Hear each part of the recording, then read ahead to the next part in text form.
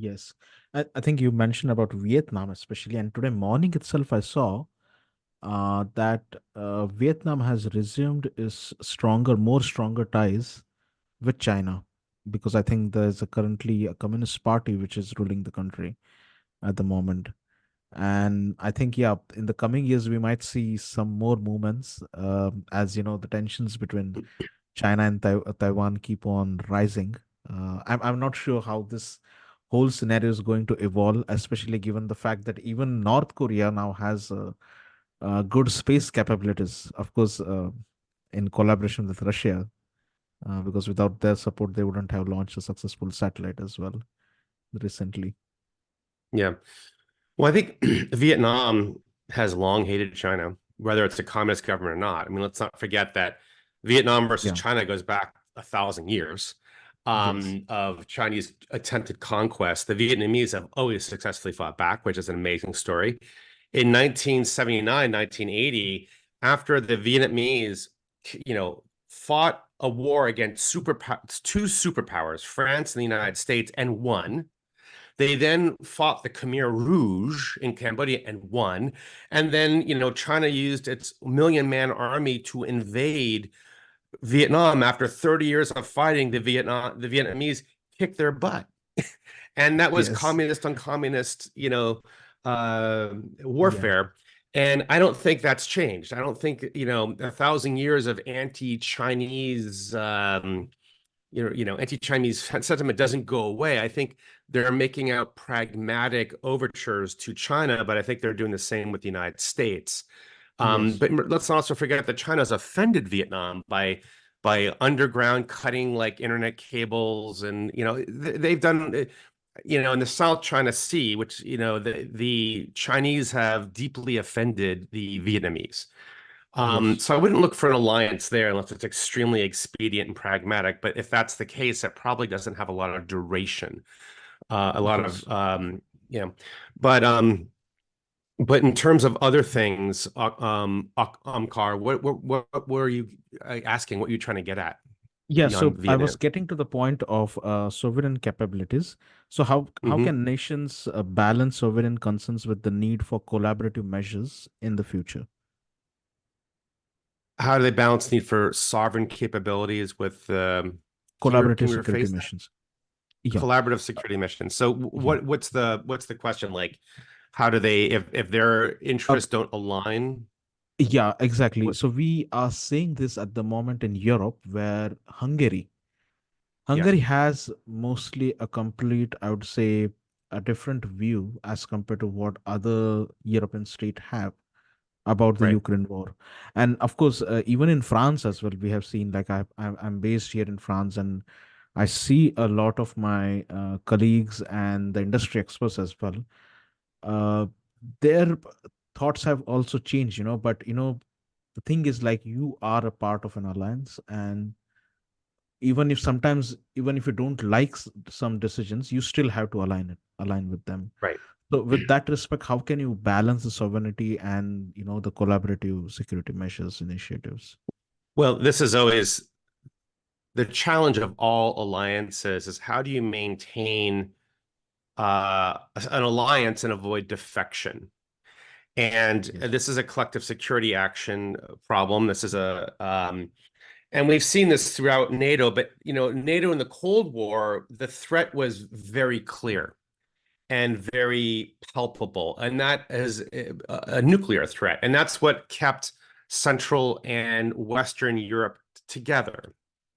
Now, in the last 30 years, NATO switched after the Cold War from being uh, a defensive alliance into more of a democracy promotion alliance. And that has left a lot of countries not so sure about it because democracy is messy.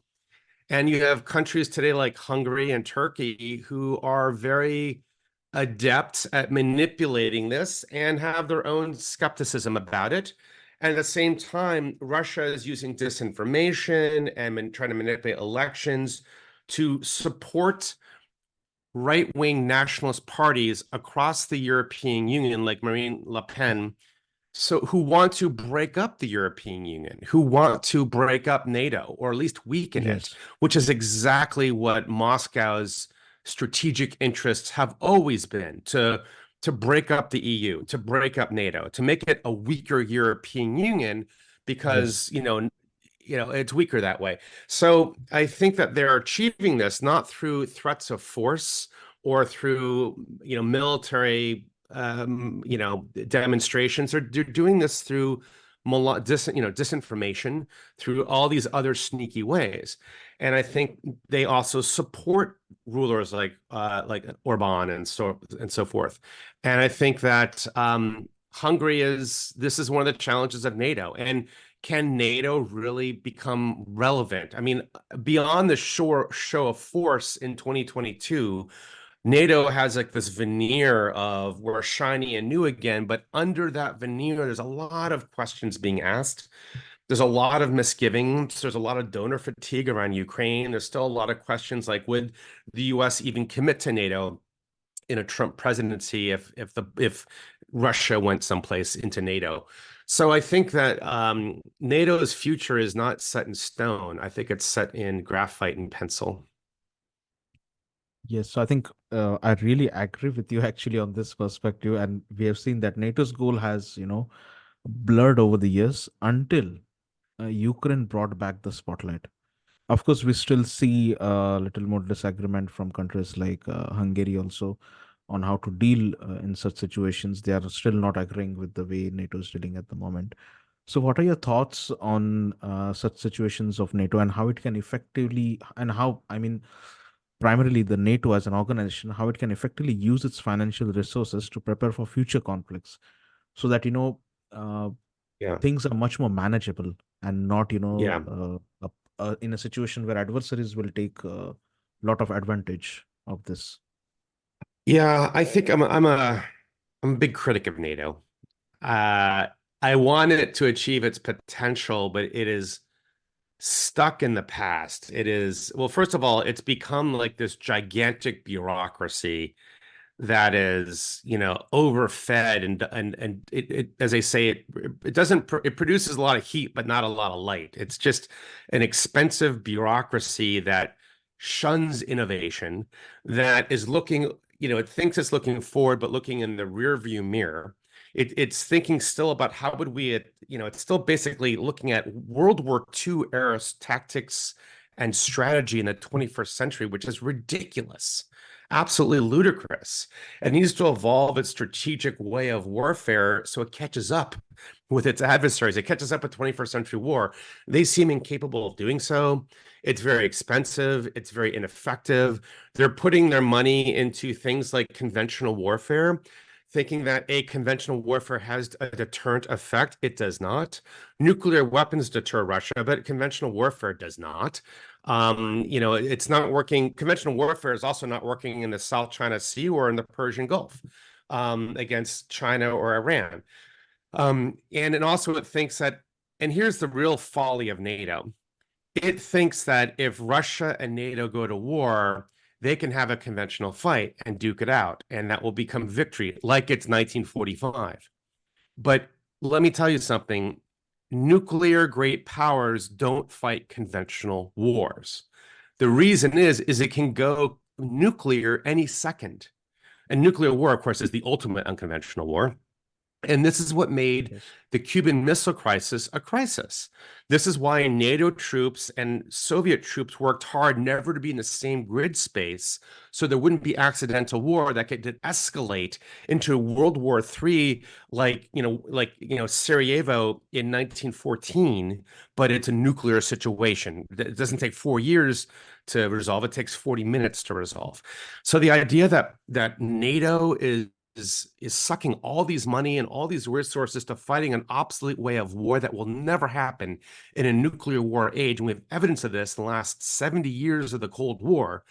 It shows to me the low strategic IQ of NATO. So I think NATO should either be abolished or updated. And if we're going to update it, we need somebody who can go in there like a strong impresario who's a strategic genius and has, the authority to hire and fire people and to, because Yes. right now NATO is an ossified institution and desperate need of reform, and we should not continue to feed that beast. We should innovate. Yes. I think just to, I would say a little bit broaden the horizon, and this is again, from the military alliances perspective, what diplomatic challenges and opportunities arise as military alliances evolve in responding to emerging threats? Right. Well, I think the bigger the alliance like NATO, the less flexible it is. Now, I think there are some very clever people in NATO. I think the problem is with the institution and not the people, and giving voice to those pockets of thinkers, doers who have been working with this type of warfare on the front lines. That is what's needed, and not political appointees or bureaucrats, but people who are coming from this front line of warfare. And you see Eastern countries like Poland and like the Baltics embracing, and Sweden now, of all places, embracing this new way of warfare that you have to fight sneaky and not hard. It's very irregular. We're seeing Eastern countries evolve and adapt to this a lot more quickly than Western countries.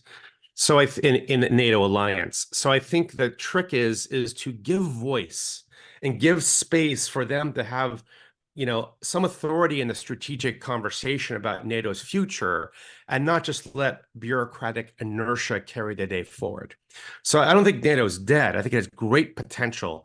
I just think we need to help catalyze that potential and not sort of remains mired in past warfare and sort of the way things have always been in bureaucracy, etc. Yes. Yeah, I hope things change with time and there is much more healthier cooperation between the nations in the future. And just to step into the boots of the geopolitical landscape. So, how do the geopolitical power dynamics impact the formation and effectiveness of military alliances? Well, I think that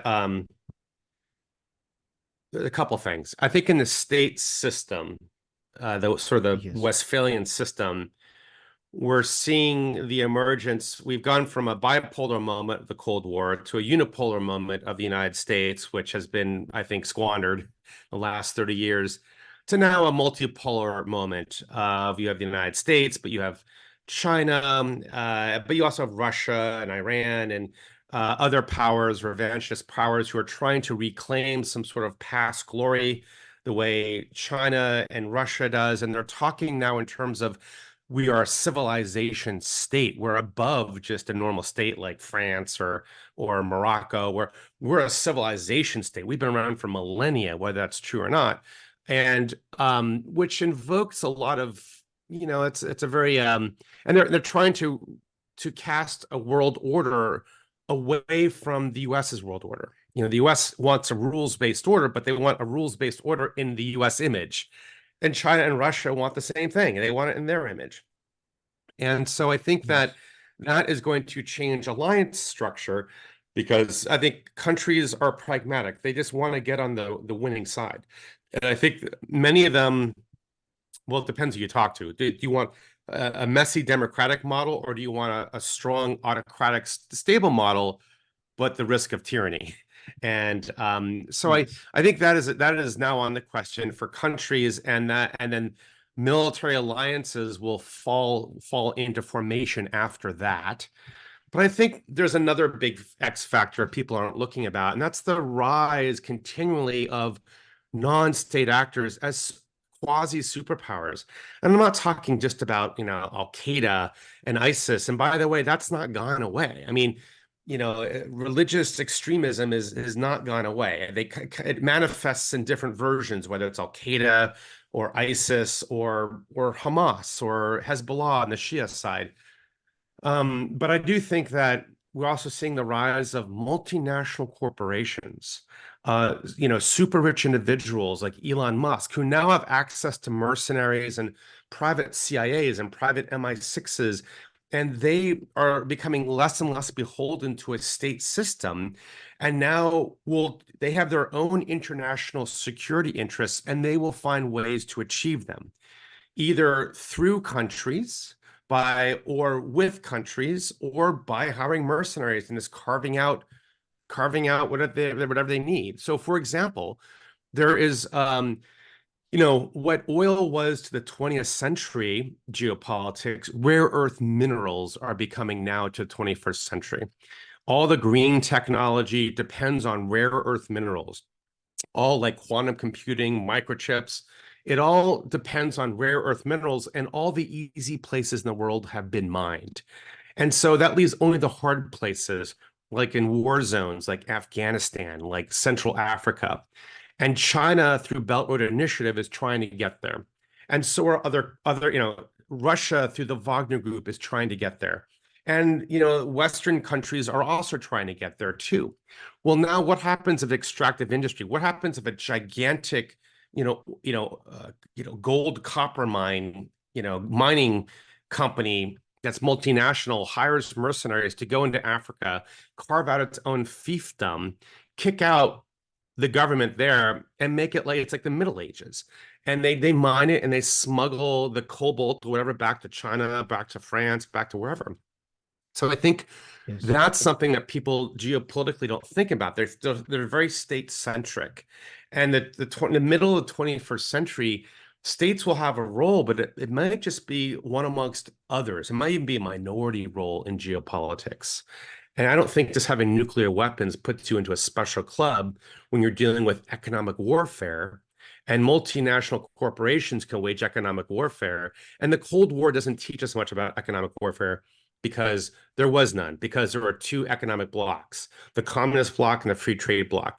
Now it's one Yes. global free trade bloc. And anybody who's got economic power, whether they be France or the US or Elon Musk or Amazon, can now wage economic warfare on their own for their own interests. Yes. Yeah, I think what you have mentioned is in a very extended manner, and I would just like to add on that, like NATO, along with several other NATO member states, I would specifically point out, they have this growing interest in Indo-Pacific. Especially, we have seen United States, Japan, India, and Australia. They have come together with a, group called as Quad, which is currently extensively cooperating on defense, security, as well as on the economic issues. The primary motive is to reduce the Chinese dependence in this region. And recently, we saw, I think, last week only, where France has opened a dedicated defense operation units uh, for training purposes in the Indo-Pacific region, because of course there are French territories like New Caledonia. So we see this growing interest. Of course, one of the prime reason is economy, because the kind of economic, I mean, both on the good and the bad side, we see the Indo-Pacific region, or I would say also mention the South Asia, is also responsible for a lot of illegal maritime smuggling, which currently happens as well. And I think there's a there are huge scoops that can be taken up by several adversary nations in it.